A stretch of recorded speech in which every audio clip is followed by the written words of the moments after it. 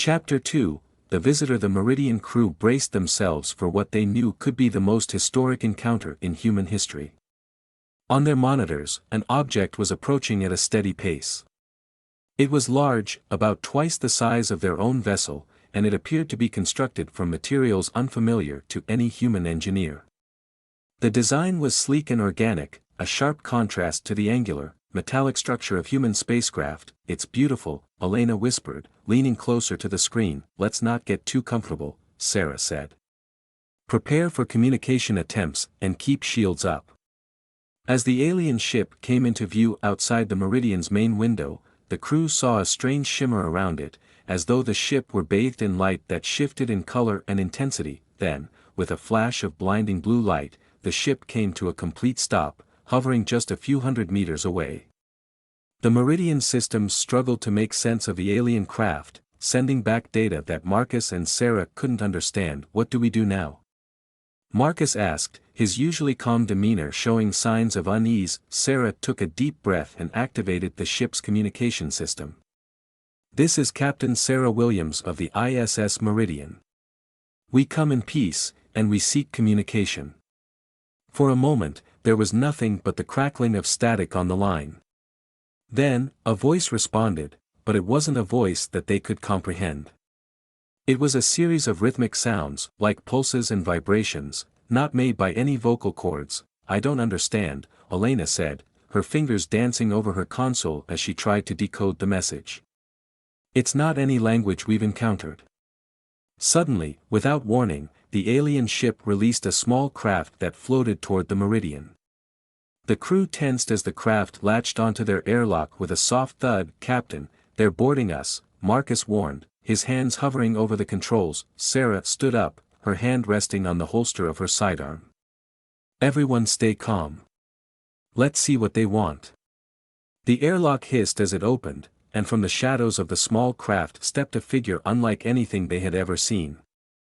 The being was humanoid, tall, with skin a deep shade of green. Its eyes glowed faintly, and it wore something that resembled a spacesuit, though it was far more advanced, sleek, and translucent. For a long moment, no one spoke. The alien raised one hand in what seemed to be a gesture of peace. Sarah hesitated, then mirrored the gesture, raising her own hand. The alien tilted its head, observing her curiously. Finally, it spoke, not with its mouth, but directly into their minds. "We are the Sarathians." Chapter 3, Unlikely Alliances. The voice inside Sarah's mind was calm, even reassuring, but the nature of the communication was unlike anything she had experienced. She glanced at her crew, who all seemed equally stunned by the sudden telepathic message.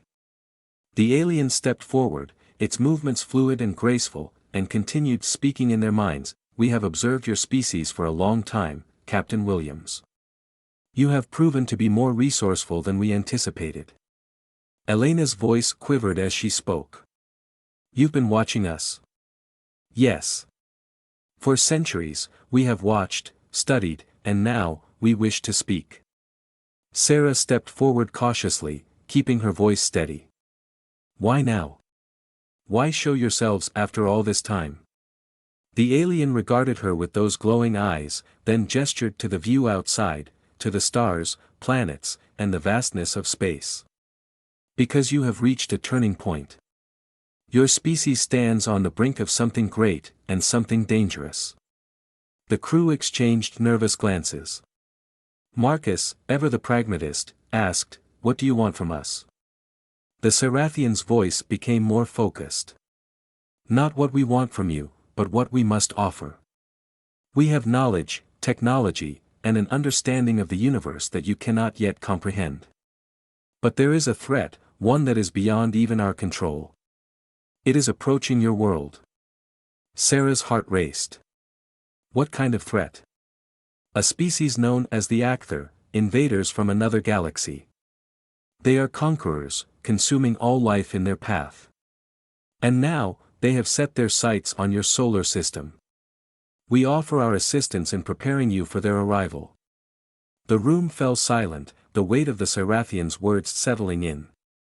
An alien species was offering to help humanity defend itself from a galactic threat, a threat that none of them had even known existed until now. Dr. Rodriguez, her scientific curiosity piqued, asked, "Why would you help us? What's in it for you?" The Cyrathian hesitated, and for a moment, the glow in its eyes dimmed. "The Acther have already decimated several of our worlds. We are not immune to their destruction. By helping you, we may also save ourselves." Sarah felt a strange sense of kinship with this alien being.